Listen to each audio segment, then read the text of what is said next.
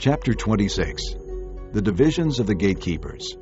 From the Korahites, Meshelemiah, son of Kori, one of the sons of Asaph. Meshelemiah had sons: Zechariah, the firstborn; Jediael, the second; Zebediah, the third; Jathniel, the fourth; Elam, the fifth; Jehohanan, the sixth; and Eliahoenai, the seventh.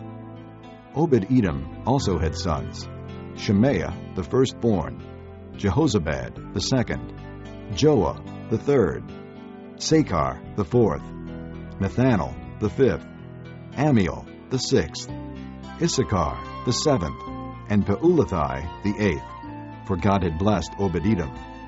His son Shemaiah also had sons, who were leaders in their father's family because they were very capable men. The sons of Shemaiah: Othni, Rephael, Obed, and Elzabad.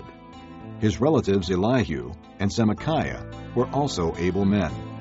All these were descendants of Obed-Edom.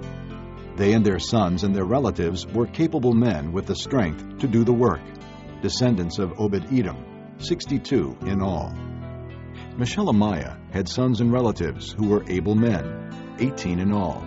Hosa the Merarite had sons: Shimri the first, although he was not the firstborn, his father had appointed him the first; Hilkiah the second; Tabaliah the third; and Zechariah the fourth. The sons and relatives of Hosa were 13 in all. These divisions of the gatekeepers, through their chief men, had duties for ministering in the temple of the Lord, just as their relatives had. Lots were cast for each gate, according to their families, young and old alike. The lot for the east gate fell to Shelemiah. Then lots were cast for his son Zechariah, a wise counselor, and the lot for the north gate fell to him. The lot for the south gate fell to Obed-Edom, and the lot for the storehouse fell to his sons. The lots for the west gate and the Shalaketh gate on the upper road fell to Shuppim and Hosa. Guard was alongside of guard. There were 6 Levites a day on the east, 4 a day on the north, 4 a day on the south, and 2 at a time at the storehouse. As for the court to the west, there were 4 at the road and 2 at the court itself. These were the divisions of the gatekeepers, who were descendants of Korah and Merari. Their fellow Levites were in charge of the treasuries of the house of God and the treasuries for the dedicated things. The descendants of Ladan, who were Gershonites through Ladan and who were heads of families belonging to Ladan the Gershonite, were Jehieli. The sons of Jehieli: Zetham and his brother Joel. They were in charge of the treasuries of the temple of the Lord. From the Amramites, the Izharites, the Hebronites, and the Uzzielites. Shubael, a descendant of Gershom, son of Moses, was the officer in charge of the treasuries.